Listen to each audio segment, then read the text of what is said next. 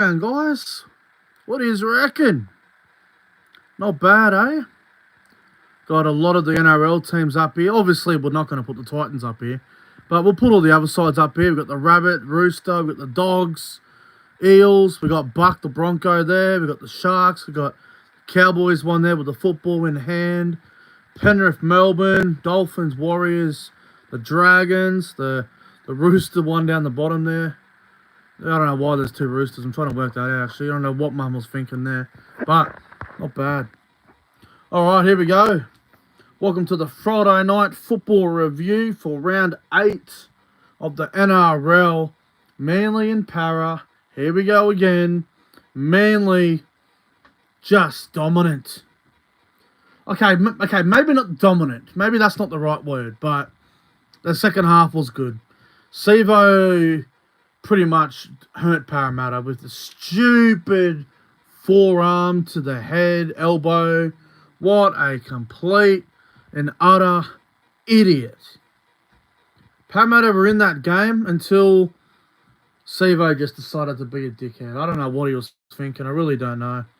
But as always, if you guys are new around here, don't forget to like the stream and subscribe to the channel. I would really appreciate that. And if you're a regular viewer and you're watching the stream, thank you very much for tuning in once again. Shout out to the live chat. Hosea, XCI, how are you, my friend? William Pearson, York, Jeffrey, Josh Rabbitohs 24, Bosky, Para 24, Para got robbed, stop it. Stop it. Jim and Rishi and everyone that's here. Luke Melbourne Storm fan. Para robbed. I can't agree with you if you're thinking about Parramatta were robbed.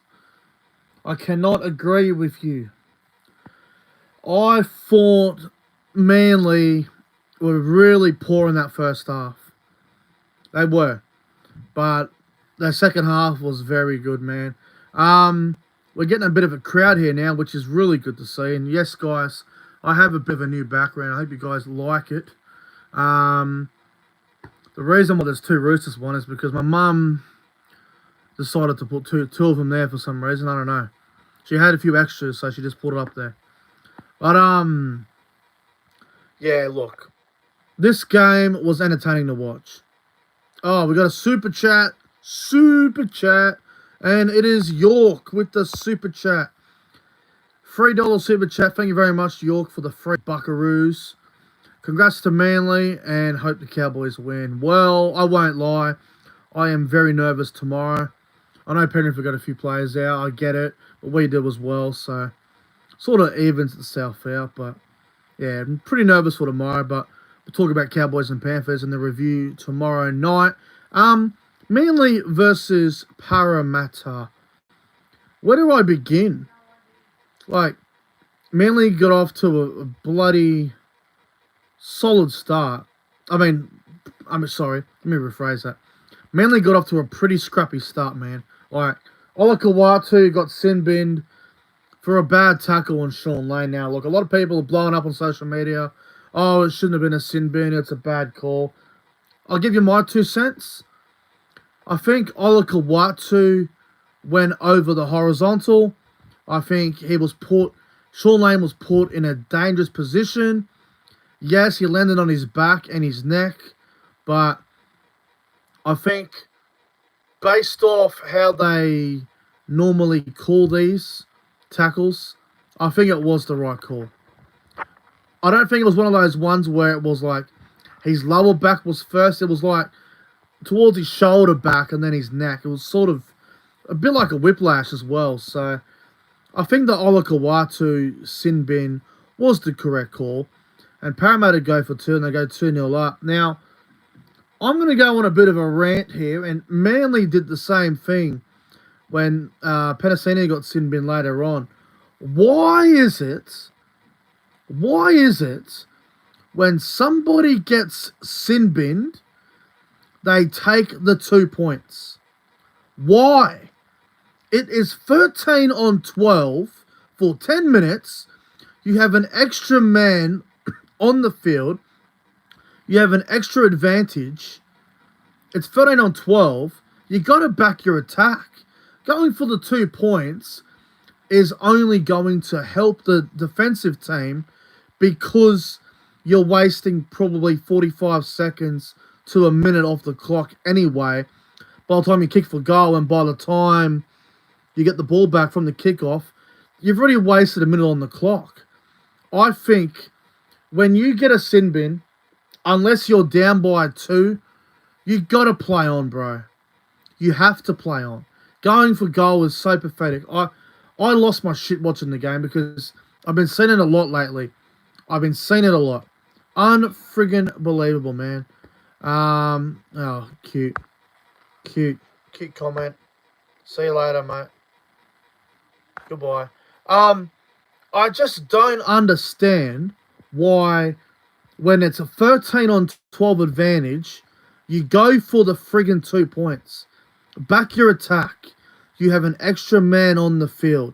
You got to spread the ball and you got to find that extra man, that extra advantage you got. You got to suck in the defensive line and you got to open up. You got to take your opportunities. And you know what I found hilarious? When Olakawadu got sin binned, Parramatta didn't even have one attacking set on the goal line in attack. Not one. And that's all because they went for the fucking 2 points. Ridiculous. So after about 10 minutes, when Olakawadu come back from the sin bin, excuse me, I just got to put this guy in timeout. Can't be having stupid comments like that. Olakawadu comes back from the sin bin, and it's fucking, Parramatta find a try for Savo. What are we? 6-0 Para at that point. Then Manly hit back. I don't remember who scored the try for Manly. Who scored for Manly? 6-0. Was it DCE? No, it wasn't DCE. Someone will have to remind me because I fucking completely forgot who scored the first try for Manly. You guys can let me know in the chat. Was it Turbo? No, Turbo scored second half. Who the fuck? Can't remember who it was. Oh, Tommy Talau. Cheers, York. Appreciate it. Yeah. So Manly went to the left-hand side. It was a beautiful ball from Lodge, I think, and Luke Brooks put that incredible grubber kick cross field. It was a beautiful play from Lodge in the line, and Brooks put the kick, and then Talau went over in the corner. Well, what was it, 6-all, I think? Then it was 8-6 Parramatta, and then there was another try to Parramatta. It was Sevo again, I think. Sevo had a double. 14-6 at halftime. 14-6 at halftime. I thought Parramatta were playing some good footy, man. They were looking really good in the first half. They came to Brookvale to play. They didn't want to go there and be pushovers. They really didn't. So second half begins. Manly start hot. They start the second half hot. Jason Saab down the sideline finds Tom Trbojevic on the inside. It'll be 14-12 at that point. And then there was a beautiful short ball from Nathan Brown for Jake Trbojevic. And then Jake found DCE, I believe it was. DCE ends up scoring a fantastic try. Manly go to 18-14. Then Sevo goes in again, gets a damn hat-trick. And what are we, 18-all at that point. And it was a good game. It really was a good game for a while. Then I think, obviously, the sin bin happened. The sin bin happened there to Sevo. I don't know what he was doing. It was dumb as fuck. Dumb sin bin. Dumb. Just a brain explosion, to be honest. Just so silly. Manly go 20-18, and then this is where they kick on. Ruben Garrick scores a try, 26-18, and then Garrick scores again late and ends up being 32-18. Olakawadu should have scored, but Turbo was offside and it was inside the 10 metres, so no try to Olakawadu too late. Good way to ruin the multi, Hamoli. Bloody hell. But Manly win the game 32-18. I just don't get Parramatta, man. I don't get Parramatta. I've got some issues, man. Oh, hang on, sorry. There wasn't a try to Parramatta. It was another one. It was Simonson scored one in the corner. Forgot about that. But yeah, it didn't really matter in the end. Manly end up winning the game 32 points to 18. Parramatta, look, couple of shining lights. I thought the young half, Ethan Sanders on debut, thought he played pretty well. Wouldn't say it was like phenomenal or incredible or anything like that, but it was definitely good. He definitely played good. Dylan Brown had a decent game. Hopgood was terrible tonight. Just Parramatta got some major problems, man. They seem to be, I hate saying it, but Brett Arthur called him a part-time team last week, and I mean, he isn't wrong about that. But I think Parramatta are slightly becoming a one-man team. I know they had one win over the Cowboys without Moses, but besides that, they haven't shown anything. Like, the Dolphins game they were embarrassed there. They were pretty good tonight for a long time, and they just fell away. So, Manly at full strength, man, they are a force to be reckoned with. They still got some defensive problems. They did concede 3 tries on the wing. Jason Saab's defense is terrible. They got to do something about Jason Saab's defense. Him and Garrick as a combination. No one will talk about it a lot because Manly are winning, so it won't get spoken about as much. But Ruben Garrick's defense with Jason Saab on that right side is absolutely terrible.